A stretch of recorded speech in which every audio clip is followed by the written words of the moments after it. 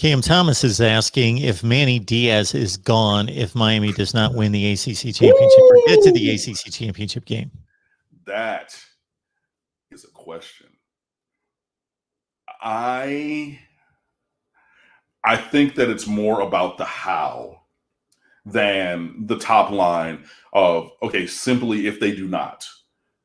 If they don't, and it looks like Rick's last year, if it, 2018, if it looks like Al Golden's last year with his part in 2015 or something, if it clearly looks like we've taken a step backwards.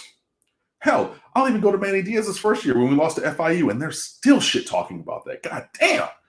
But if this takes a step backwards in that kind of a way, then yeah. But like, you go 8-2, or not 8-2 because there's 12 games. Sorry, 10-2. You go 10-2 in the regular season, lose to Alabama, lose to North Carolina. They go undefeated in conference and they make it instead of you.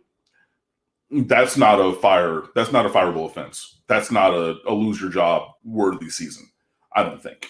But if you go 7-4, 7-5, and 4-4 in the ACC, and we're doing that whole everybody in the Coastal beat 4-4, with the whole transitive, everybody in that division beat somebody who that kind of thing, then that would be going towards fireable. So this is a conditional question for me. Like, simply, if we don't make it, is that by itself a reason for him to lose his job? Absolutely not. However, if it looks in some of these other poor ways that Miami has had these poor seasons previously, then maybe, quite possibly, that could be the thing where, see you, buddy.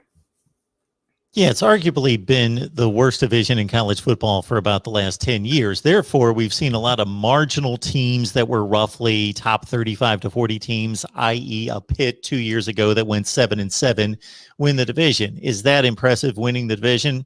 No. You were able to outlast 6 other teams. But whether this be, I would say, good for the ACC, potentially not so good for Miami/North Carolina, that we've got the potential to see for the first time in years in this division, 2 programs emerge as really good teams, North Carolina and Miami.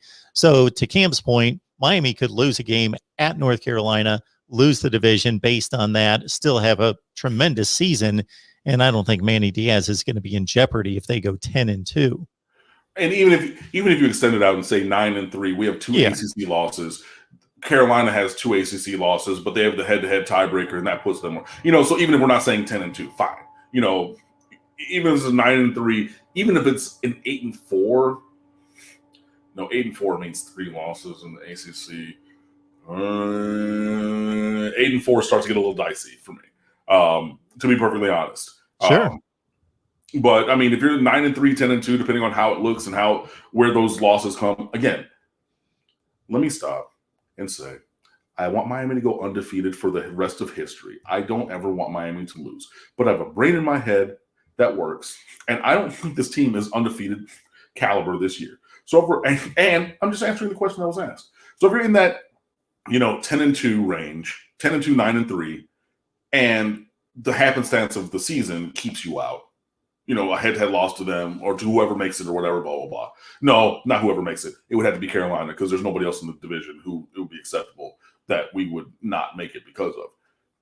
Yeah, that would be a thing where, okay, I think that you still have positive momentum. You're probably still recruiting really well because you're in that 9-10 win range going into the postseason, 8-4 or lower, that's really when things start to get a little toasty for Manuel Diaz.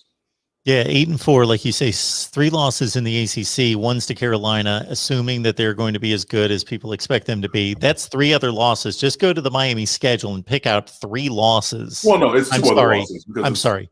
Yeah, 2 other losses in the ACC, but pick those out, and they're not going to be pretty. I mean, we can go down the schedule really quickly because I know people are like, okay, well, they're fine. 1. Again, I don't like it, but Alabama, that's a loss. Appalachian State, Michigan State, and who's this? Charleston Southern or something? Coastal. I don't remember. Central Connecticut. Central Connecticut. That's who it is. Yeah, CCSU. Whatever. No, nobody cares. Your ACC schedule is Virginia, Carolina, NC State, Pitt, Georgia Tech, Florida State, trash, Virginia Tech, and Duke. So again, you're saying you're going to lose to in the scenario of 8-4. You're saying a loss at North Carolina coming off of a bye, and then 2 losses from Virginia, NC State, Pitt, Georgia Tech, Florida State, Virginia Tech, and Duke. There's not 2 good, acceptable losses on there. And this could be me being cocky Miami fan. I don't care.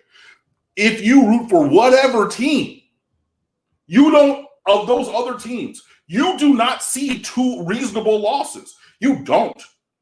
And so if this is the case going into the season, and we all know this and can agree upon this, I don't care who you root for, Washington State, Southern California, Michigan, Idaho, Texas, I don't care. Reasonable, you can say there's not 2 reasonable, acceptable losses there.